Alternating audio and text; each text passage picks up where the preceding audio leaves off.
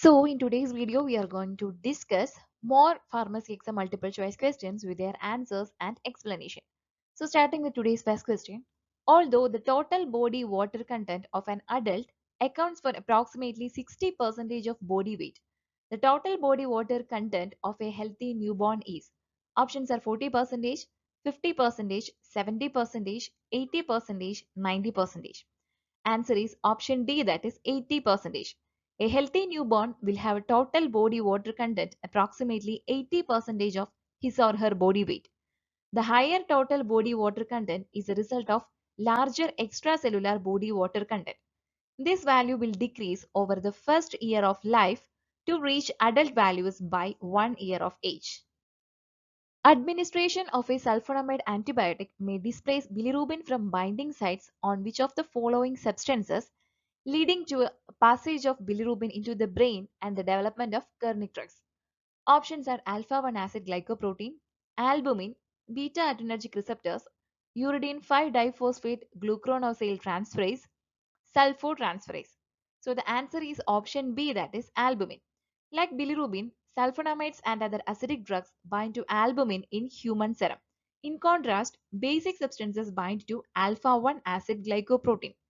Uridine 5-diphosphate glucuronosyl transferase and sulfotransferase are metabolic enzymes involved in conjugation. Caffeine administered to neonates for the treatment of apnea of prematurity undergoes metabolism through which of the following cytochrome P450 enzymes, also the last major drug metabolizing enzyme to develop after birth. Options are CYP1A2, CYP2C19, CYP2D6, CYP3A4, CYP3A7. So here the answer is option A, that is CYP1A2. Caffeine is metabolized via CYP1A2 to demethylated xanthines such as paraxanthine, theobromine and theophylline.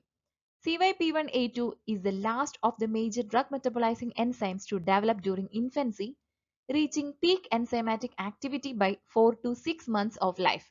The pharmacokinetic profile of caffeine during infancy has been extensively studied with initial publications dating to the 1970s.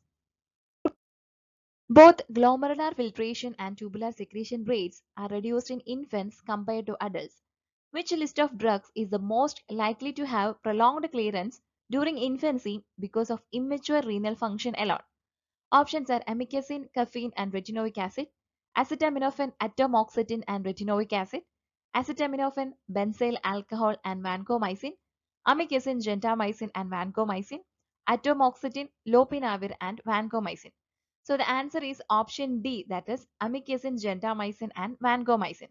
The aminoglycosides such as amikacin, gentamicin and tobramycin and vancomycin are examples of drugs that undergo renal elimination and as a result have prolonged clearance in infants.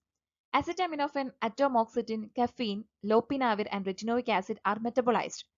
Their clearance is more heavily influenced by hepatic enzymatic activity than by glomerular filtration or tubular secretion rates.